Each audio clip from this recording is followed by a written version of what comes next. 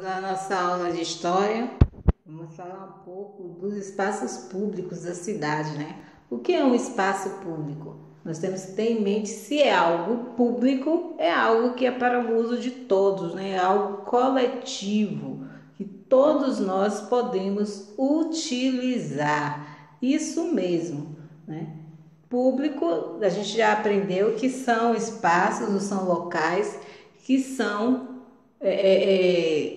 mantidos pelo governo através dos impostos que eles cobram às pessoas adultas que trabalham, não é isso?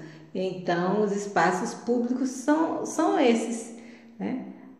Uns têm livre acesso, você pode ir andar livremente, e outros, mesmo sendo público, têm um acesso restringido, ou seja, tem um limite de pessoas para visitar esses locais. Nós podemos destacar três categorias de espaços públicos: espaços de lazer e recreação, como praças, parques, como por exemplo aqui a gente tem a praça quando você vem ou está indo na direção da rodoviária, né, daquele colégio de perspectiva, tem uma praça que tem uns aparelhos para ginástica, né, tudo isso. Às vezes tem uma escorregadeira, um balanço, alguma coisa assim para as crianças. Então isso aí é um lugar público de lazer e recreação. As pessoas fazem atividade física, as pessoas ficam conversando ali nos jardins, por exemplo. Um exemplo é uma praça, é um local público, tem os bancos, as pessoas sentam, não é isso? Compra o sorvete, tem aquela pista de skate, se eu não me engano, onde tem o coreto, né? A pista de skate que os meninos ficam ali fazendo manobras de skate. Então são locais públicos que não tem um limite de pessoas para passar ou para limitar. Espaços de circulação são as ruas, avenidas e estradas. Nós não temos, as pessoas não têm cada uma a rua sua própria para você estar passando e impedir que as outras pessoas passem.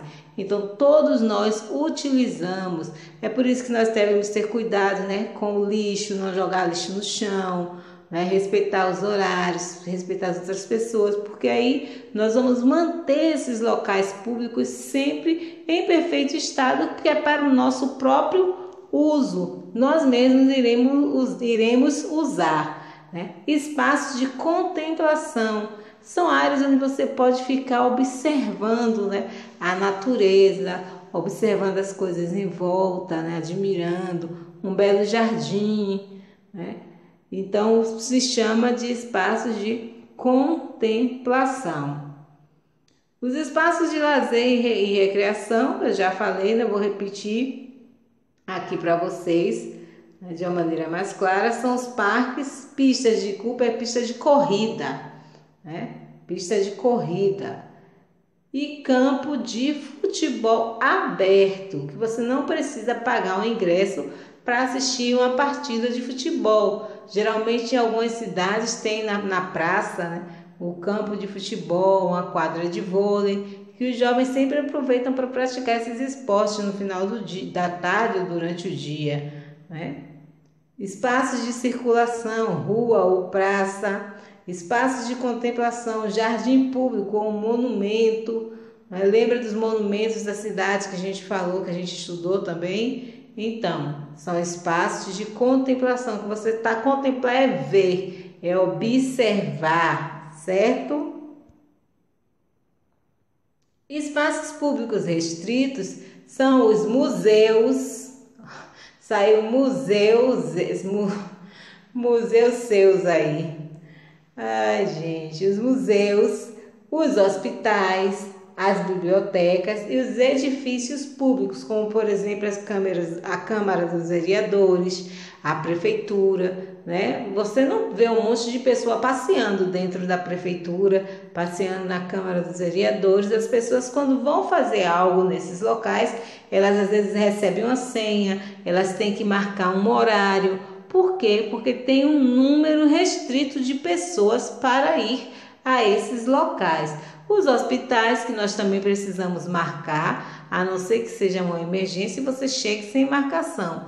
mas fora isso, tem um número certo, exato, de pessoas que podem entrar nesses hospitais, né? Serem atendidos, no caso, os postos de saúde, por exemplo, há um número determinado para o atendimento. Já o espaço privado e doméstico é diferente. Espaço privado são os supermercados, né? São as lojas, armarinhos, a sua própria casa, né? É um espaço privado por quê? Porque é seu, não é aberto ao público, é seu, é de sua família. Então só vocês têm acesso à casa, por exemplo, né? Já os supermercados e os restaurantes, né? Os escritórios, por exemplo, eles também são espaços privados, né? E que não são de livre acesso.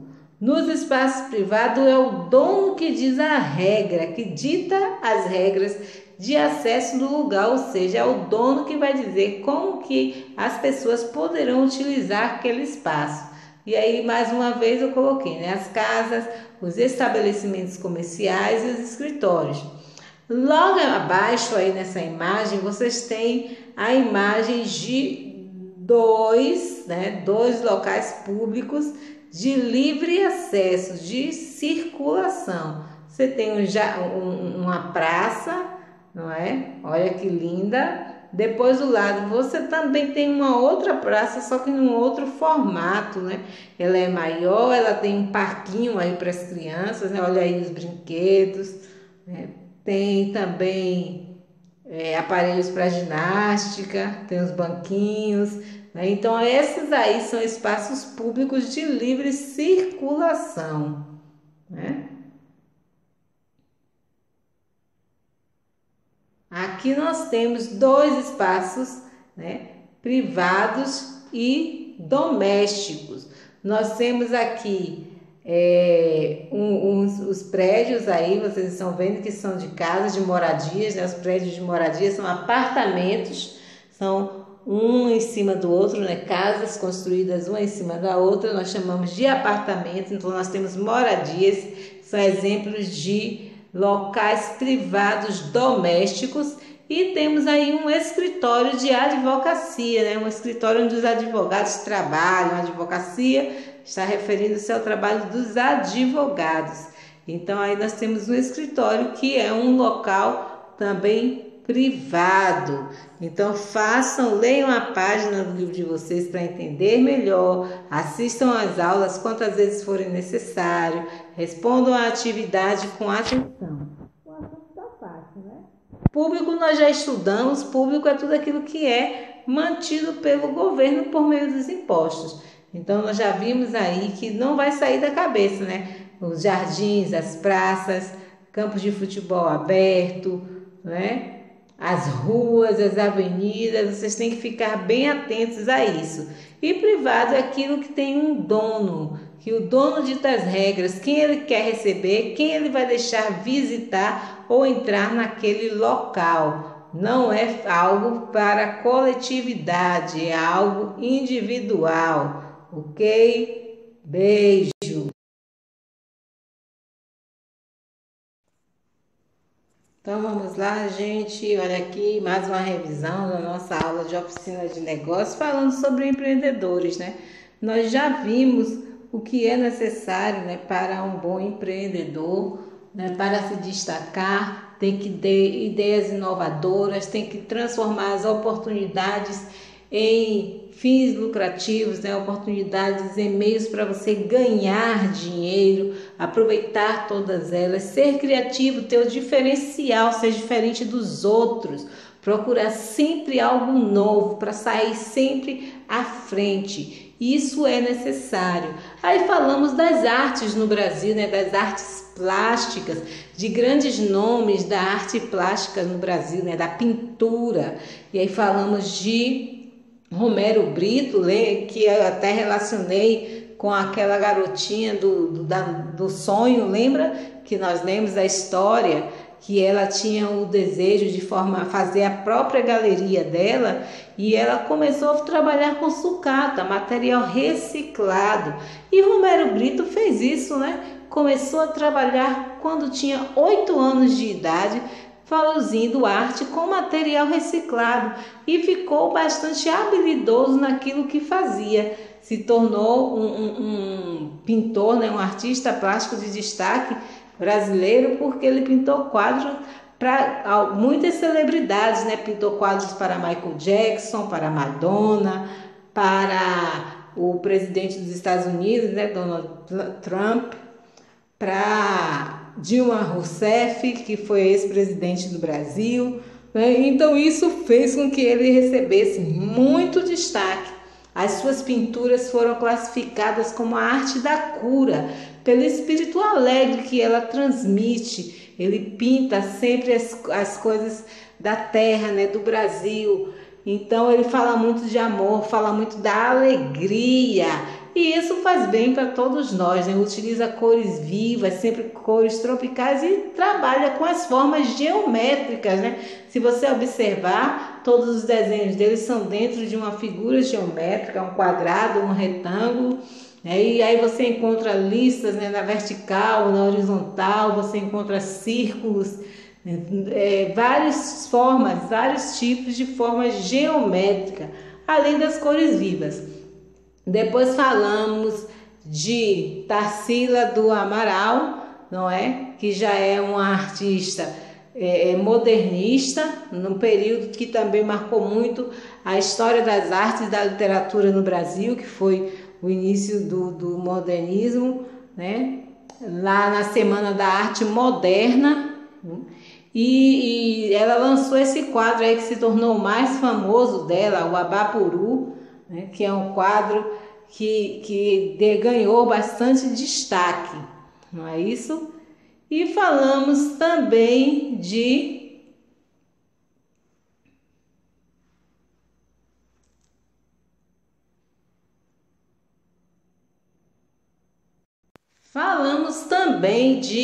Cândido Portinari, né? Falamos que ele foi considerado o artista plástico mais importante do nosso país, né? Do Brasil.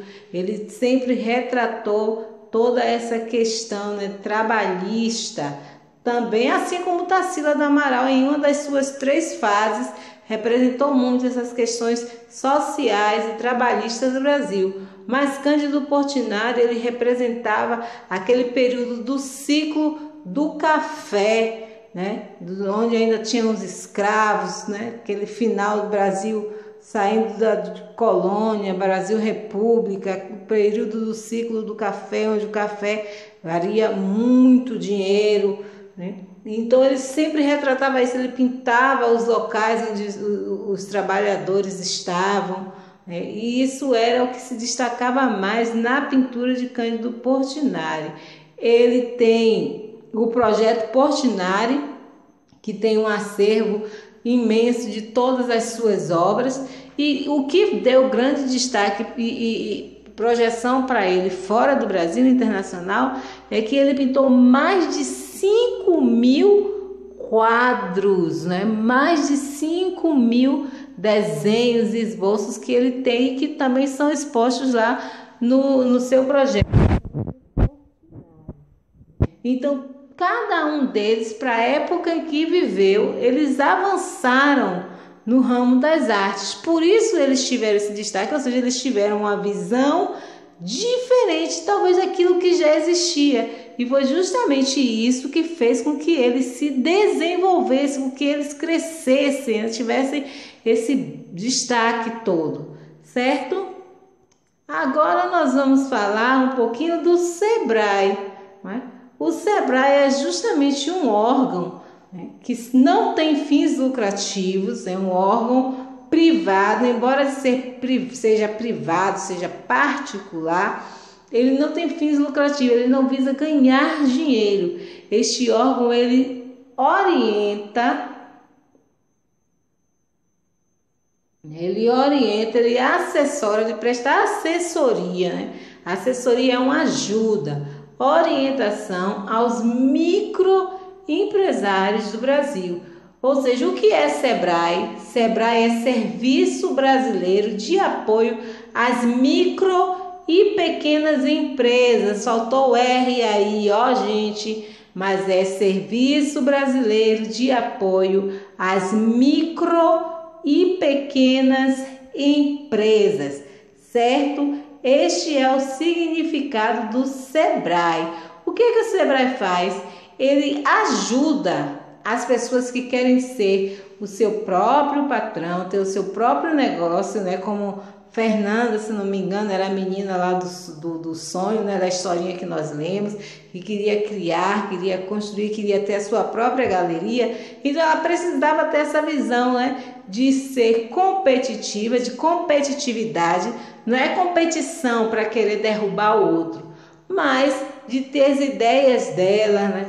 Para se desenvolver, para que a empresa dela pudesse crescer. Então, o SEBRAE ajuda as pessoas que abrem a sua própria empresa, o seu próprio negócio, uma sorveteria, uma padaria, um mercadinho, uma pizzaria. Então, o SEBRAE tem profissionais que vai orientar tanto na parte financeira, de mexer com o dinheiro, como também na questão de como gerenciar, de como contratar profissionais, né? De onde conseguir os materiais necessários para você fazer a sua empresa funcionar, o local que é ideal para que você possa colocar aquela empresa, que você possa se destacar.